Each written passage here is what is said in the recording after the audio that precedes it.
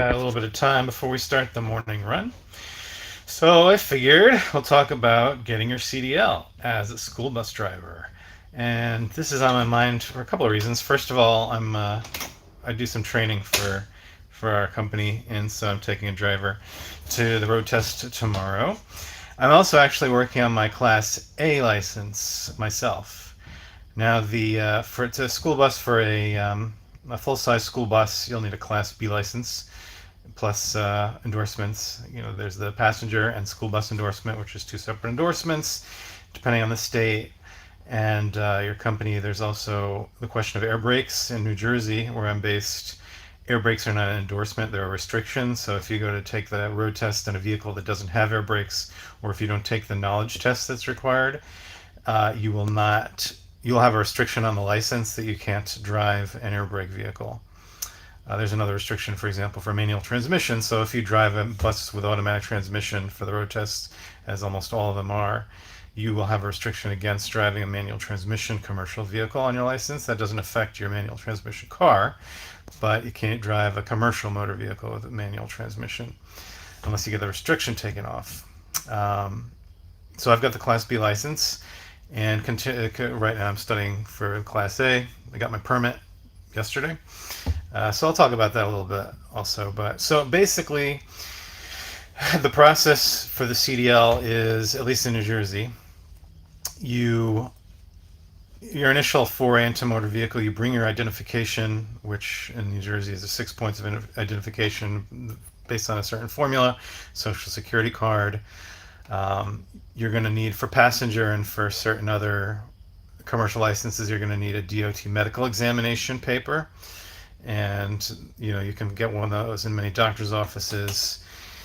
And a self-certification, I'm not sure exactly what that's for. It's something to do with the Federal Motor Carrier Safety Administration, the FMCSA. Certification as to where, like if you're intrastate, I just fill out the most comprehensive one, which is the first option. I got DOT medical anyway because I'm a passenger driver. Anyway, so you bring your medical form, your self-cert, your identification. Motor vehicle gives you a form to fill out to apply, so you get your commercial permit, the CLP, the commercial learner permit.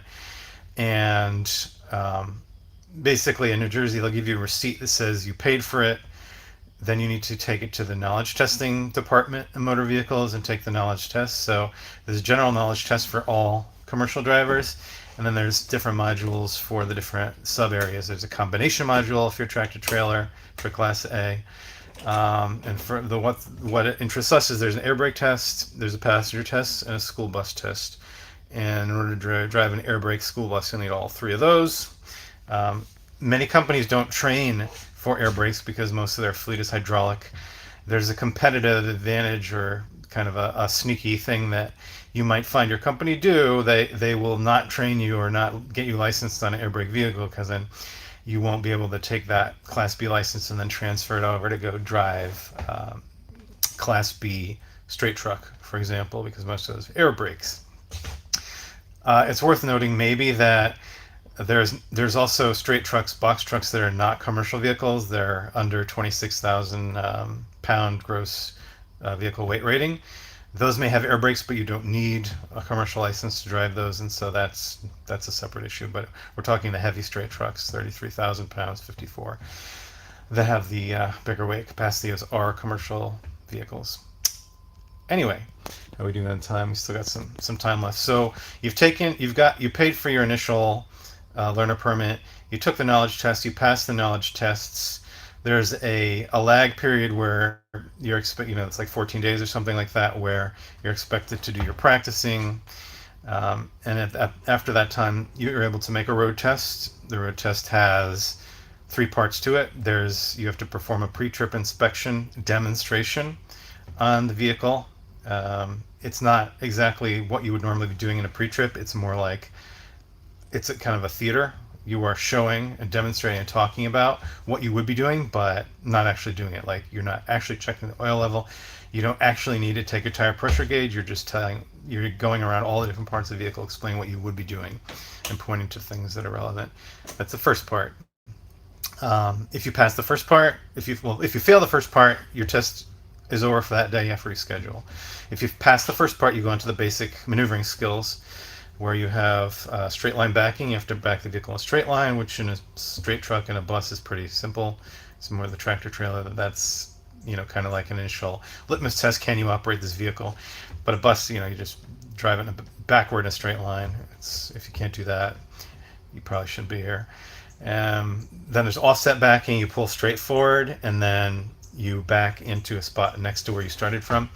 And then for the final part, there is the test examiner will choose either parallel parking, and it could go either direction, parallel parking to the passenger side or to the driver's side, or alley docking, where kind of like what you would be doing in a school bus yard. You pull forward and then you pull into a perpendicular parking spot. And if you pass that, the same day, if you fail it, then you're over for the day and you have to come back and start with that basic maneuvering another time.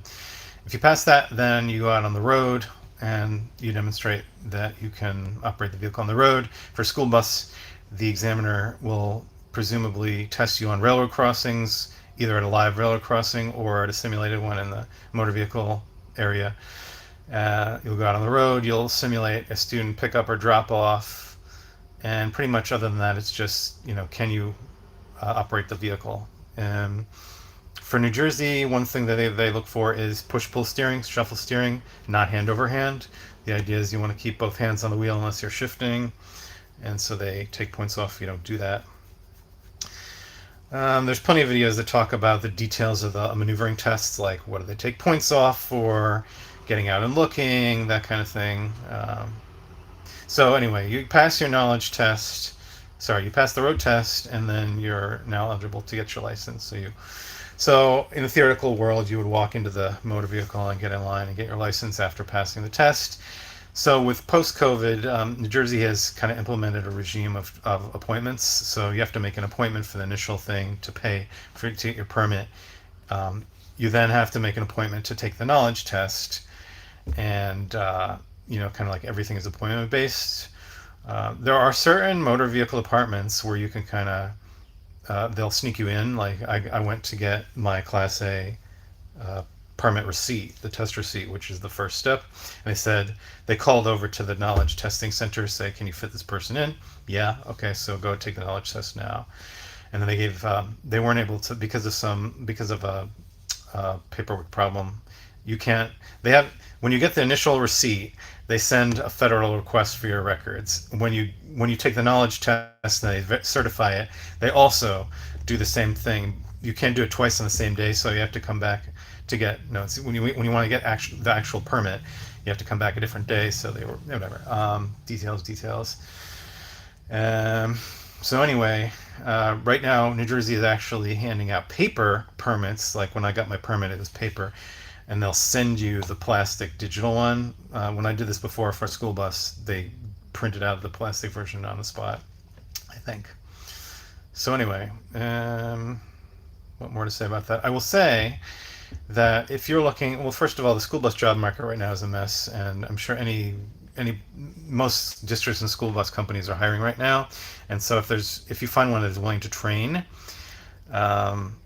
you show up. They won't care if you have your permit or not, but it might be worth it to start the process of getting your permit. The knowledge tests, for me, they're easy. Some people struggle with it. The questions, at least in New Jersey, it's all multiple choice.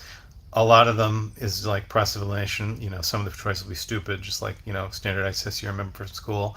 There are some that are more challenging. If you're taking the air brake test, learn how the air brake system works, learn about the way you're testing for leaks. I'm taking the school bus knowledge test, the passenger test in a while, but it's all in the manual. The manual is not super well laid out, but it's pretty clearly laid out. So study it. Practice tests online will give you a sense of what the questions are actually like. Don't go spending money on a practice course. It's like, read the material, take a practice test. So you'll be way ahead of the rest of the game. if you apply for a job at a company and say I've got my permit already, especially it's not that you'll have a better shot at getting the job, but it'll make the process easier, especially now in Jersey, for example. The whole process of getting a permit can take a month or more because of the appointment backlog. Whereas, before you would have to wait in line for a couple hours, maybe at motor vehicle, but you get through it. Now, because of the appointment system, it may take you a while to get the permit. Um, Companies and districts with a lot of people, sending a lot of people through, are going to have an in with motor vehicle, like they have kind of a back door, well, where they'll be able to kind of get the first crack at appointments. So it might take, if you are going through a prospective employer, you might be able to get an appointment easier. But if you're kind of not at that stage yet, start the process. There is a fee for getting the permit. It's like $125 in New Jersey, and with additional $10 per endorsement test. So it's not inexpensive, but if you're committed to this, you may as well get the process started. And I have to get going for my route, so more later on my Class A kind of journey and how I decided to start doing that and what the process involved so far. I'll see you later. Have a nice day. Keep it safe. Keep the yellow side up.